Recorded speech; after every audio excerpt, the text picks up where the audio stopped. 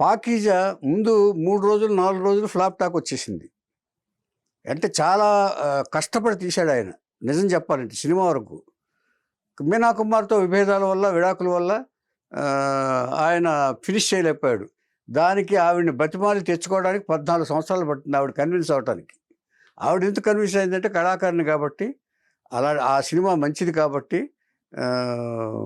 ఇక అతని యొక్క బిహేవియర్ గురించి మర్చిపోయి సినిమా కోసం, కళ కోసం ఆవిడ పార్టిసిపేట్ చేసి ఫినిష్ చేసింది సినిమా.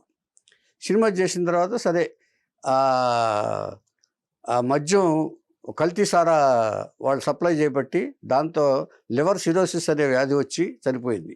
చనిపోయిన మరుక్షణం నుంచి కలెక్షన్స్ పెరిగింది థియేటర్లో. అప్పుడు కమల్ అమ్రోహ్కి రియలైజేషన్ వచ్చేసింది. అసలు నేను ఎంత తప్పు చేశాను ఒక డైరెక్టర్ని అయ్యండి, ఇలాంటి సినిమాలు తీసుండి మీనా కుమార్కి నేను అన్యాయం చేశాను. ఆవిడ చనిపోయి కూడా నాకు ఉపయోగపడింది. అంటే పైనుంచి కూడా నాకు హెల్ప్ చేస్తున్నట్టు లెక్కగా ఫీల్ అయ్యాడు ఆయన.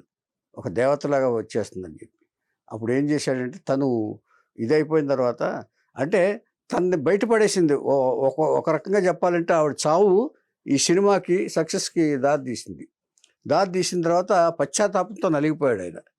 అయిపోయి ఆలోచించి తన అవసాన కాలంలో ఆయనకి ఎండ్ వస్తుంది కదా, అవసాన కాలంలో ఒకే ఒక కోరిక కోరాడు. నా సమాధి నా ఇది మీనా కుమారి పక్కనే నా సమాధిని కూడా కట్టించండి, నన్ను అక్కడే పాతిపెట్టండి, ఆ దహనం చేస్తారు ఏం చేస్తారు అక్కడే చేయండి అని చెప్పేసి ఆఖరి కోరిక కోరి తన ప్రాణాలు నిలిచాడు.